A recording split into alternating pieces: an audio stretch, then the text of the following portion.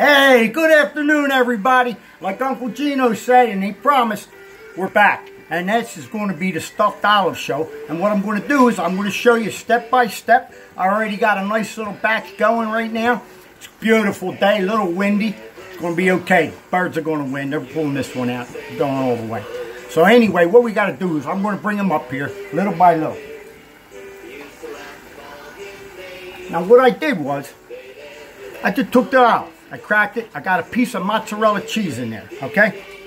And then we just put the meat mixture just around. Look at that, okay? And it doesn't have to be like the old school, you know, the cracked olives. You got to dry them out. It takes 2-3 days. You know what I mean? Who has 2-3 days anymore? We barely have that. You get that? There it is. Stuffed olives with a little surprise inside. Some of them I stuffed with anchovy. Some with garlic. Almond is beautiful. When an almond's cooked inside the ravioli, it's inside the olive. It's so damn good. And then we just take that, poof, into the flour. Season the flour. Italian seasoning, salt and pepper. Into the egg wash. Season the egg wash. Locatelli cheese, salt and pepper, maybe a little Italian seasoning. Bang, again. Into the breadcrumbs. Season your breadcrumbs. You got 3 different layers of flavor now. You know what I mean? It's unbelievable.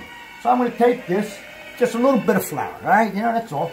Shake it off, throw it in.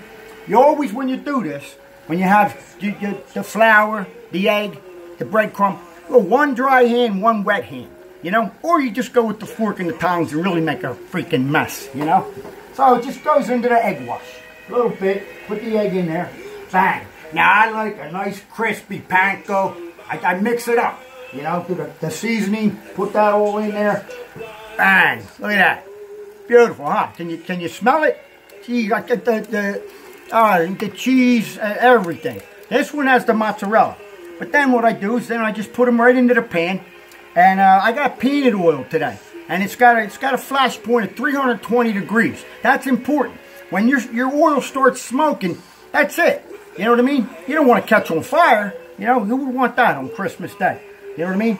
Because they're not going to get here in a hurry. Because they're probably sitting in front of a turkey, a rib roast, stuffed olives. You never know, right? So just real quick, I'm going to dry my hands off again. I'm going to do another one. All right? This one. It's got a nice piece of roasted hot pepper in there. You know what I mean? What a surprise. You know, with the salt and everything from the olives. Oh, my God. A couple years ago, what I did was, I actually grounded up a lot of olive and put them in with the meat mixture. So when I wrapped it around, boom, bang, you get double taste. Double thing, olives everywhere, olives. It's crazy, ain't it? Yeah, we just do the same thing. Now, I like mine a little meaty, you know what I mean? Because you have 2 of these, it's almost like having a sandwich, you know? And like my one friend says, you know, and I don't care because he don't get no more olives anymore. He goes, it's a meatball with an olive inside. And I say, you don't get none. I said, you got to appreciate what's there, the surprise, you know what I mean? Like I said, a little bit of anchovy sometimes, some cheese, you know? So, my sister, I got to tell her, these don't have stuffing. Next thing you know, she cut them all in half. It's like taking a bite out of a piece of chocolate out of a sample box, you know what I mean? Until you find out what you like. So, you know, I bring them over there. I don't even think, you know, she don't eat them anymore, you know? So, you know, it's just a tradition. I like to do it. Thanksgiving, I did the turkey one. And, you know, you sit here, you stir the egg wash.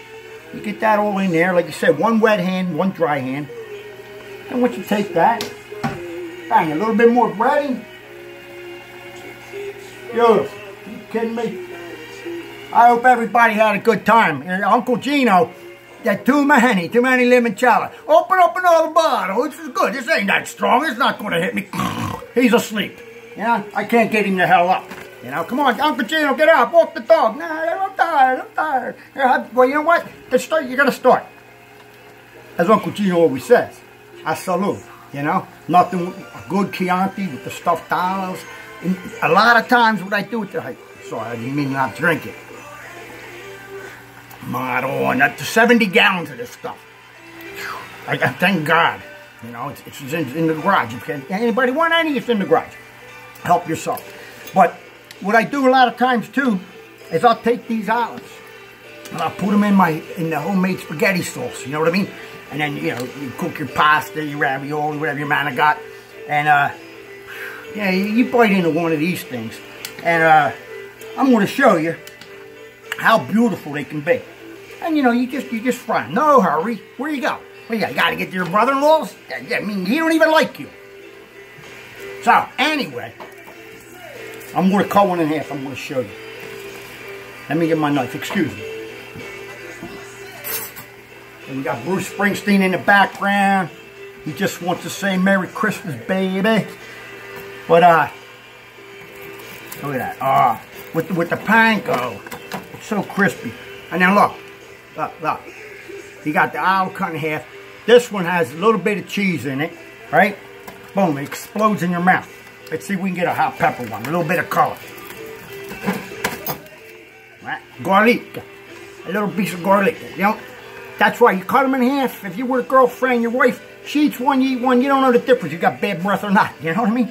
You're going to have garlic breath with these things. Because, you know, I mean, it's in there. It's in there. Let's see if we can get a red pepper. Nah, garlic again. But the thing is, it's a surprise. You know, I love surprises, you know. You know, you bite into it, you don't know. And like I said, you put this in with your spaghetti sauce.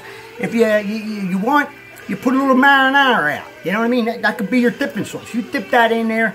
You put these babies in the microwave, you know, after they get cold, eat them cold. I take them to work all the time. I eat them for lunch. Non-stop. Bang, bang, boom. Then you want to lay like a fat rat. You know, they don't want to do nothing. You know, so you just got to be careful about how many you eat. But again, I'll show you one more time. See? There it is. The olive, the meat.